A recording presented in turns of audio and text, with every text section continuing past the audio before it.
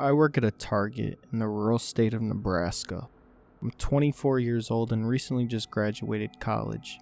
I work a dead-end night shift that pays me slightly over minimum wage, with $3 added on for working the overnight. The usual crew is myself, Jason, Rebecca, and Ike.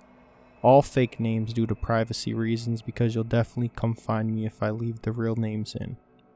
Ike and myself are a lot closer to each other because we are usually partnered together on most nights in order to stock up the store and straighten it up.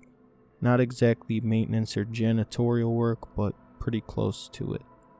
Ike and I have been talking about cars recently, and Tesla was always at the forefront of our conversations. Being fresh out of college, I could only dream for a car like that working at this type of place. When I and Jason, or I and Rebecca, were together, there wasn't much mutual interest in the get-rich lifestyle, so Ike and I understood each other way more. Well, on the weekend of Christmas and needing more hands on deck due to the holiday season, we were all scheduled to work together. Now, the Target I worked at was a small one, nothing like a big super Target or even the normal ones that you may have been to before. Ike and I did our usual while Jason and Rebecca did their usual. Around 3 a.m. we all went on break together. A break room filled with leftover holiday treats, Christmas decorations all around, and some cold hot cocoa sat scattered all over the room. I took 2 fun-sized Snickers and stuffed them in my worker's coat where my keys also sat. We all took a seat and talked for over an hour when Rebecca acknowledged that we all had to go back to work. We sighed, but obliged. Continuing through the night, 6 a.m. was rolling around, and it was nearly our turn to finally clock out. Jason and Rebecca already finished up fixing the ruined Christmas tree that was fucked up by kids earlier in the day, and they were on their way a little bit early. Ike and I were bullshitting around though, like always. We always got our work done on time, but we also had a little bit of fun. While we were throwing around a Rudolph stuffed animal, talking about how the market was doing and how quickly we were approaching that 20K milestone, we heard a laugh come from the other aisle over. We ignored it at first until we heard it again. We yelled out to Jason to stop trying to impress his girl in a mocking tone, until the thing laughed again, and it had to be a high-pitched male laugh that would not belong to Rebecca nor Jason. Both of us being 6'2", 215-pound males, we knew we could take anybody on if we really wanted to. Although both of us were timid and gentle giants, if we needed to do something, we would. So we walked to the other aisle, and the laughing began again, but from the other aisle over, and that kept happening again and again, no matter how fast we moved aisles.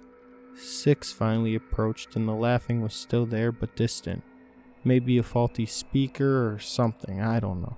Neither Ike or I believe in the paranormal, so we couldn't chalk it up to that either. We headed to the clock to punch out and kinda just tuned out the noise while talking about our dream cars yet again. As I parked in the back and Ike parked in the front, we were about to head our separate ways. But Ike asked me to walk him to the front of the store because he's a little more timid than I am. And while I was startled as well as him, I reluctantly walked with him, even though I didn't want to. The laughing still continuing from an aisle where no toys were in sight. It sounded too real to be a toy. While he headed out the front door, I turned back around. Now, I could have walked outside, but it was the winter in Nebraska at 6 a.m. I was not walking outside because of some dumb laughter that we were both probably too tired to figure out what it actually was. As I turned back into the store, I recognized there is no more laughter. It's all stopped. Feeling relieved and somewhat nervous, I take a slow jog to the back of the store, where still no laughter is found. Then footsteps, manic-sounding footsteps, sounding like a train coming at me from behind. I stick my hands in my pockets to try to find keys to use as a weapon, and all I come up with is a Snickers bar. As I turn around, the same laughter continues as I meet the eyes of the person. I see Ike, with my keys in his hand, asking, "Did I scare you, man? You dropped these out there." I was so confused, but thanked him and didn't question it. The next shift I had, I recognized that the laugh was coming from a faulty Elmo doll that needed to be recalled. That night, I really thought my life was over because of a faulty Elmo doll and Ike returning my keys to me.